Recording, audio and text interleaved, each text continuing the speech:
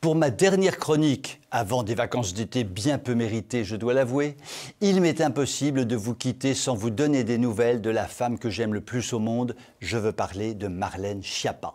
Comment puis-je aimer à ce point Marlène Schiappa? Il faut que je me fasse psychanalyser, car tout cela est sûrement freudien. Je me permets donc de l'interpeller, ma Marlène d'amour. Que se passe-t-il? Quelle mouche t'a piqué à défaut du vaccin? Que s'est-il passé pour que toi, la reine de la toile et de la bienveillance démocratique, tu te laisses ainsi aller aux pires avanies? Imaginez un peu, la Marlène, notre égérie nationale, dans le cadre d'une campagne d'information sur le cyberharcèlement ou harcèlement en ligne, n'a rien trouvé de mieux sur son compte Twitter que de livrer en pâture l'une de ses contradictrices. Son nom, son prénom, son compte personnel, tout. Allez-y, lâchez-vous, qu'elle disait la Marlène d'amour. Cette dame, c'est une horreur, on peut y aller, on peut lui taper dessus. Une dame que je ne connaissais pas jusque-là, mais qui a pour principal défaut de ne pas être d'accord avec la plantureuse Marlène, s'est donc retrouvée stigmatisée, clouée au pilori sur son mur Twitter par la Marlène et copieusement invectivée grâce à toutes les insultes à la mode, homophobes, racistes, j'en passe et des meilleurs.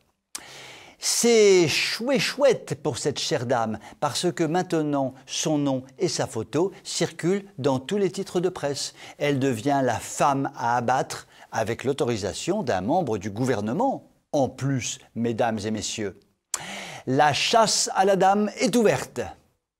Tout cela n'a pas franchement plu à cette charmante dame, dont je tiens pour ma part à conserver l'anonymat. Elle a dû menacer Marlène Schiappa de poursuites judiciaires, car la grossière attaque menée contre elle par la Marlène d'amour s'appelle justement du cyberharcèlement, et ça finit au tribunal. De la part d'une ministresse qui est censée lutter contre le cyberharcèlement, ça fait tâche quand même. La Marlène a fini par s'en rendre compte et a courageusement supprimé le tweet accusateur. Ah Marlène, comment comprendre tes bourdes à répétition?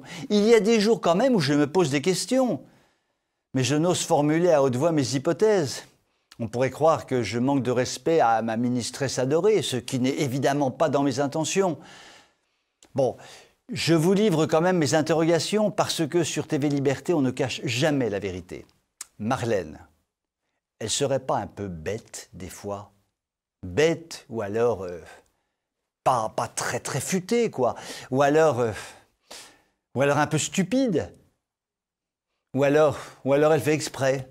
Le mystère reste entier, mais il faut creuser toutes ces pistes.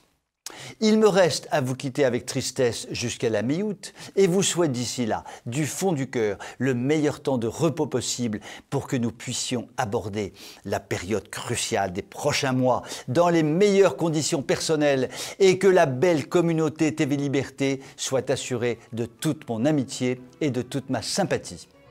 Je vous souhaite de très bonnes vacances.